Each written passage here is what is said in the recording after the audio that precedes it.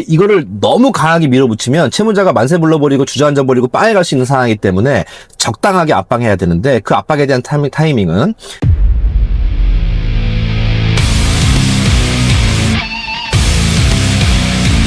이걸 해보면서 얻어낸 결론은 결국에는 돈은 사람이 준다라는 거예요.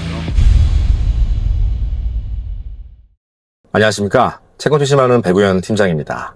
네, 날씨가 너무 좋습니다. 오늘 4월 30일 지금 오후 1시 정도 됐는데요.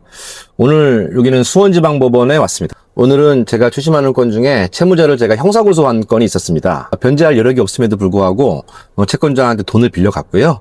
돈 빌려간 이후에 공정증서 작성했고 그 공정증서 작성된 이후에도 변제 기한에 변제를 안 해서 저한테 추심의뢰가 되었던 건인데요. 금액은 엄청 큰 금액은 아닙니다. 채권 금액은 한 8천만 원 정도 되는데요.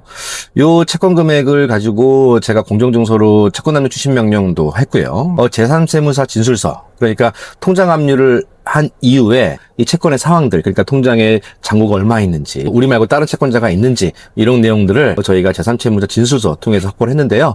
그 진술서 내용을 보니까 애초에 채권자한테 돈을 빌려가기 전부터 이미 이 통장이 압류가 돼 있었던 상황이었어요. 그래서 애초에 통장 압류하기 전에 제가 신용조사를 통해서 얘가 가지고 있는 모든 계좌를 확보했고, 이 가지고 있는 모든 계좌를 다 압류한 이후에 제3채무서 진술서에 애초에 무자력자였다라는 내용들을 우리가 입증을 하게 된 겁니다. 그래서 그 입증의 자료를 가지고 제가 경찰서에 고소를 채권자와 같이 하게 됐고요.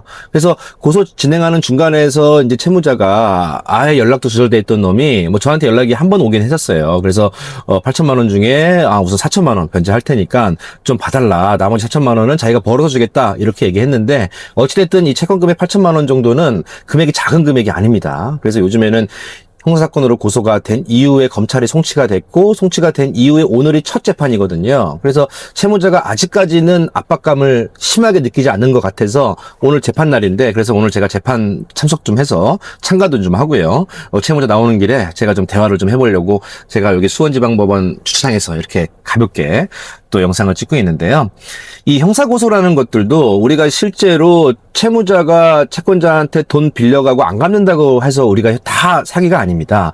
그러니까 사기라는 거는 크게 용도사기와 무자력자에 의한 사기 이 두 가지로 나눌 수 있는데요. 용도사기는 우리가 예를 들어서 채무자가 채권자한테 아이스크림 사 먹게 100원만 주세요라고 했는데 그걸 아이스크림 안 사 먹고 과자를 사 먹었다. 이게 용도사기거든요.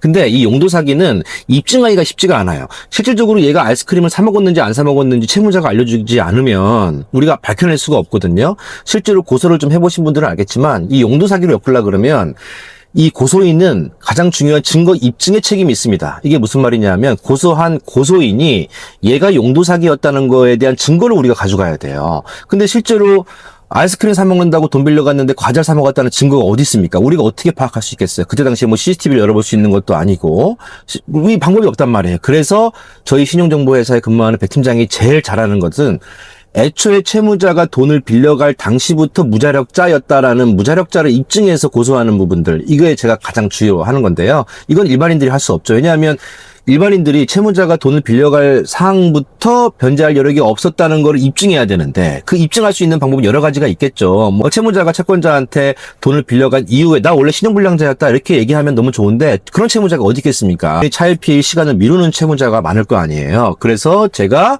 이 통장에 돈이 없다는 거를 제가 당연히 알고 있었거든요. 이미 채권자 통해서 계약 당시에 채무자가 본인 통장을 사용 안 한다고 얘기했었단 말이에요. 그렇기 때문에 제가 의도적으로 통장에 돈은 없을 거라는 거를 이미 예측은 했지만 제가 형사고소를 하기 위해서 입증의 책임이 고소인한테 있기 때문에 의도적으로 압류를 하게 된 겁니다. 그래서 압류를 하고 진술채권서를 받아보니 아니나 다를까 채무자가 채권자한테 돈을 변제하기 전부터 이미 다른 채권자로부터 압류가 돼 있었고 또 검찰청에 또 벌금도 압류가 돼 있던 내용들을 확보했단 말이에요. 그래서 제가 고소장 작업을 하면서 채무자가 애초에 변제할 여력이 없었다는 제3채무자 진술서를 제가 확보해서 그 내용을 가지고 고소를 했습니다. 그래서 경찰서에 사건이 저희가 원하는 대로 진행돼서 오늘이 재판입니다. 그래서 우선은 채무자는 형사고소가 되다 보니까 압박을 느꼈고요. 그래서 4천만 원 변제한다고 했지만 우리는 형사고소와 같은 아주 강력한 추심의 방법을 선택했는데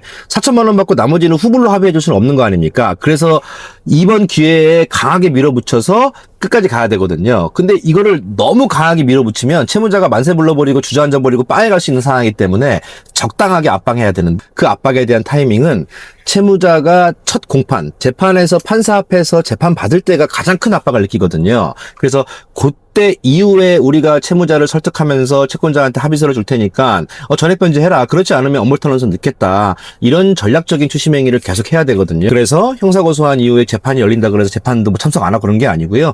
제가 재판도 같이 참석하면서 채무자랑 계속 설득하고 압박하는 활동들이 좀 필요하다. 이런 말씀이시고, 그래서 요즘에는 실질적으로 챗GPT나 제미나이나 아니면 인터넷에 나와 있는 정보들 가지고 너무 형사고소를 너무 쉽게 하는 편이 있는데, 아무리 챗GPT나 제미나이나 또 인터넷이나 이런 쪽에서, 아니면 변호사 법무사도 마찬가지고요. 우리가 일기 쓰듯이 고소장을 쓰거나 아니면 아름다운 말로 고소장을 뭐 10장, 20장 쓴다고 해서 그 고소가 되는 게 아니고요. 고소의 가장 중요한 점은 증거 입증의 책임이 고소인한테 있는데, 이 사기죄에 대한 증거는 뭐겠습니까? 이 기망행위, 거짓말이거든요. 근데 이 거짓말을 밝혀내기가 쉽지가 않아요. 그래서 너무 형사고소를 남발하거나 섣불리 하면 안 됩니다. 이 형사고소라는 거는 일사부재리가 있기 때문에 한 번 고소한 건은 다시 재고소가 안 됩니다. 뭐 그 이후에 이의신청이나 재정신청 같은 형법상의 또 법리적인 절차들이 있지만, 한 번 증거부증부 무혐의가 나와버리면 그걸 다시 뒤집기가 너무나 어렵거든요. 그래서 애초에 고소하실 때는 꼭 채권추심에 대한 담당자와 꼭 상의하셔서 전략적으로 접근하셔야 되는데, 보통 용도사기나 이런 부분들은 너무나 밝혀내기가 어렵고요. 또 투자받은 투자사기 이런 것도 있거든요. 그래서 애초에 투자 받을 당시에 얘가 변제할 여력이 있었는지 없었는지 여부가 우리가 사기죄로 고소하고 그걸 송치시켜서 형사적으로 강하게 압박해서 채무자가 야, 내가 이거 잘못해서 채권자한테 돈 안 가져오면 내가 빠에 갈 수 있겠구나, 이런 마음이 들게 만들어야 되거든요. 이런 내용들은 사전에 채무자에 대해서 얼마나 면밀하게 파악하고 조사하고, 또 고소가 된 이후에 채무자를 압박하고, 또 제가 재판도 참석하면서 채무자를 지속적으로 때로는 설득도 해야 되고요. 이런 과정들이 너무나 중요하다라는 말씀을 좀 드리고 싶어서 이렇게 가볍게 또 영상을 찍었고요. 오늘 2시 재판인데 지금 1시 정도에 제가 도착해서 뭐 담배도 한 대 피고 음료수도 한 잔 마시면서 이렇게 지금 대기 중에 있습니다. 그래서 추심 활동이라는 게 단순히 서류 보내고 우편 보내고 전화하고의 뭐 문제가 아니고요.